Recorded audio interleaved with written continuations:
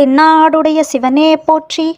தினம் ஒரு ஸ்தலம் பகுதியில் மார்கழி மாதத்தின் சிறப்பாக விளங்கும் திருப்பாவை மற்றும் திருவம்பாவையை சிந்திச்சுட்டு வரோம். அந்த வரிசையில் இன்று 7வது பாடல் திருப்பாவை ஆண்டாள் அருளியது. கீசு கீசு என்றெங்கும் ஆனை சாத்தன் கலந்து பேசின பேச்சரவம் கேட்டிலையோ, பேய்பெண்ணே காசும் பிறப்பும் கலகலப்ப கைப்பேர்த்து வாச நறுங்குழல் ஆய்ச்சியர் மத்தினால் ஓசைப்படுத்த தயிரரவம் கேட்டிலையோ, நாயக பெண்பிள்ளாய் நாராயணன் மூர்த்தி கேசவனை பாடவும் நீ கேட்டே கிடத்தியோ, தேசமுடையாய் திரவேலோர் எம்பாவாய். இப்பாடலின் பொருள், முன்பு காலத்தில் வலியன் அப்படின்ற ஒரு குருவி வகை இருந்துட்டு இருந்துச்சு. அது விடியற் காலையில் கீச் கீச் கீச்சுன்னு ஒலி எழுப்போம். அப்படிப்பட்ட அதோடைய துணையுடன் பேசிக்கொள்ளும் அந்த கீச்சு கீச்சுன்ற சத்தம் உனக்கு கேட்கலையா, விடிஞ்சு போச்சு, சீக்கிரம் எழுந்துரு அப்படின்னு சொல்கிறான். பேய்பெண்ணே அப்படின்னா அறிவில்லாதவளே, காசும் பிறப்பும் கலகலப்ப கைப்பேர்த்து வாச நறுங்குழல் ஆய்ச்சியர் மத்தினால். ஆயர் குலத்தில் இருக்கக்கூடிய பெண்களுக்கெல்லாம் அவர்களுடைய கூந்தல் இயற்கையாகவே ரொம்ப நறுமணமாக இருக்குமா. அதை தான் இல்லை நறுங்குழல், வாச நறுங்குழல் அப்படின்னு சொல்கிறோம். அடுத்து அவர்கள் காலையில் மத்து வச்சு தயிர் கடைவாங்க இல்லையா, அப்போ அந்த கடையிற சத்தம் கூடவா உனக்கு கேட்கல, இப்படி கடையிற பொழுது அவர்கள் அணிந்திருக்கக்கூடிய அந்த அச்சுத்தாலி ஆமைத்தாலி எழுப்புகிற ஒலி கூட உனக்கு கேட்கலையே, இன்னும் நீ தூங்கிக்கிட்டு இருக்க, இந்த அஞ்ஞானம் அப்படின்ற தூக்கத்திலிருந்து நீ எப்போதான் எழுந்துக்க போறியோ தெரியல அப்படின்னு சொல்ற.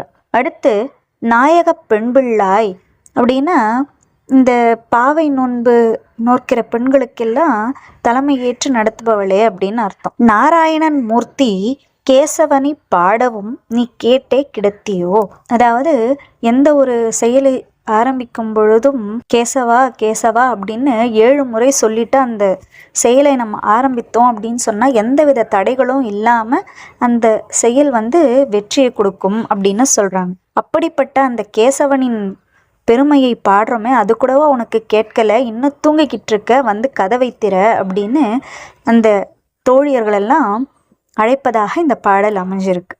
அடுத்ததாக திருவெம்பாவை மாணிக்கவாசகர் அருளியது.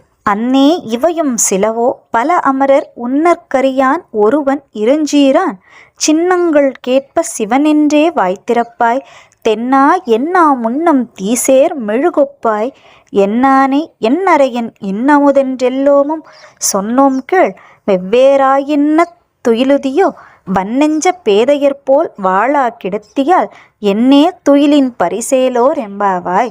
இப்பாடலின் பொருள், அன்னே இவையும் சிலவோ அப்படின்னா தாய்க்கு சமமாக இருக்கக்கூடிய என்னுடைய தோழியே, எத்தனையோ பேருக்கு சிறப்பம்சம்னு ஒன்று இருக்கும், அதுபோல உனக்கு தூக்கம்தான் சிறப்பம்சமா, உன்னுடைய சிறப்பு வாய்ந்த தன்மைகள்ல இதுவும் ஒன்னா, உன்னுடைய உறக்கமும் ஒன்னா அப்படின்னு கேட்குற.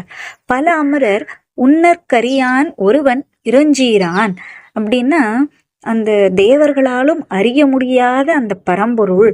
அப்புறம் அவனுடைய புகழ் ரொம்ப அதிகம், அவனோட புகழை சொல்றதுக்கு வார்த்தைகளே இல்லை, அப்படிப்பட்ட சிவபெருமான் அப்படின்னு சொல்றான். அடுத்த வரியில சின்னங்கள் கேட்ப சிவனென்றே வாய்த்திறப்பாய், அதாவது சின்னங்கள் அப்படின்னா திருநீர் அணிவது, ருத்ராட்சம் அணிந்து கொள்வது, அப்புறம் மனதால் பூம் சிவத்தை நினைத்து கொண்டிருப்பது, இதெல்லாம் சின்னங்களாக கருதப்படுகின்றது சைவ சமயம். இதுல சின்னங்கள் அப்படின்னு ஒரே வார்த்தையில குறிப்பிட்டார், ஆனா இதுல எவ்வளோ ஒரு ஆழமான ஒரு பொருள் அமைந்திருக்கிறது அப்படின்னு பார்த்தோம்னா, இந்த திருநீற்றிற்கு மகிமை பாத்தீங்கன்னா அதை சொல்றதுக்கு ஒரு நாள் போதாது. கூன் பாண்டியனை நின்ற சீர் நெடுமாறனாக மாற்றிய வரலாறு, மருள் நீக்கியாரை திருநாவுக்கரசராக மாற்றிய வரலாறு, அப்பராக மாற்றிய வரலாறு போன்ற இந்த மாதிரி நிறைய வரலாறுகள் இந்த திருநீர் நிகழ்த்தியிருக்கு. திருநீருக்காகவே ஒரு பதிகம் இருக்கு, திருநீற்று பதிகம் அப்படின்னு திருஞான சம்பந்த பெருமான் நமக்கு அருளி செய்திருக்கிறார். இந்த திருநீற்றோட மகிமை பார்த்தீங்கன்னா, சிவபெருமானுக்கு திருநீர் அணிந்து கொள்வதுதான் ரொம்ப பிடிக்குமா. அவருடைய அணுக்க தொண்டராக இருக்கக்கூடிய சுந்தரர் கைலாயத்துல சிவபெருமான் அருகிலேயே இருப்பாராம். எதுக்கு இருப்பாராம் அப்படின்னு பாத்தீங்கன்னா, கையில அந்த விபூதி மடல் வச்சுட்டு இருப்பாராம். சிவனுக்கு எப்பெல்லாம் தோணுதோ எடுத்து எடுத்து பூசிக்குவாராம். அப்போ அந்த திருநீரோட மகிமையை பாருங்க. அடுத்து ருத்ராட்சம், இந்த ருத்ராட்சத்தோட மகிமையும் அளவிற்கழியது. அப்படிப்பட்ட இந்த சின்னங்களை பார்த்தாலே சிவசிவா அப்படின்னு சொல்லுவியே, அப்படிப்பட்ட நீ இன்னும் தூங்கிக்கிட்டு இருக்க, தென்னா என்னாமுன் தீசேர் மெழுகொப்பாய். அதாவது சிவபெருமானை தென்னாடுடைய சிவனே போற்றி அப்படின்னு யாராவது பார்த்தாங்கன்னா அப்படியே மெழுகு போல உருகுவாயே அப்படின்னு சொல்ற. அடுத்ததா என்னானே என்னறையன் இன்னமுதன் என்றெல்லோமும். சிவபெருமான் எனக்குரியவன், என்னுடைய தலைவன், அவன் ரொம்ப இனிமையானவன் அப்படின்லாம் ரொம்ப அழகா பேசுவியே. இப்ப என்ன அப்படின்னு இப்ப என்னடான்னா இந்த சிவபெருமான் அருளை பெறுவதற்காக போகலாம் அப்படின்னு கூப்பிட்டா இன்னும் நீ தூங்கிக்கிட்டு இருக்கியே, இது சரியா அப்படின்னு அந்த தோழிகள்லாம் அந்த தூங்குகின்ற தோழியை எழுப்புறாங்க. அடுத்த வரியில வன்னெஞ்ச பேதையர் போல் வாழா கிடத்தியால். அதாவது பெண்களோட மனசுல ரொம்ப இலகின மனசு இல்லையா? அப்போ இதுல என்ன சொல்ற, இவ்வளோ சொல்றோம், இன்னும் மனசு கரையிலையா? இன்னும் உனக்கு தூக்கம் தெளியலையா? உன்னுடைய சிறப்பான இந்த தூக்கம் இன்னும் கலையிலையா? விடிஞ்சிருச்சு, இந்த தூக்கம் தான் உனக்கு பரிசா கிடைச்சிருக்கா என்ன? சீக்கிரமா இந்த தூக்கத்துல இருந்து எழுந்து நம்ம சிவபெருமானை வணங்குவதற்காக செல்லலாம் அப்படின்னு இந்த பாடல் அமைச்சிருக்கார் மாணிக்கவாசகர். இந்த பதிவு உங்களுக்கு பயனுள்ளதா இருக்கும் அப்படின்னு நம்புறோம். மீண்டும் சந்திப்போம். திருச்சிற்றம்பலம்.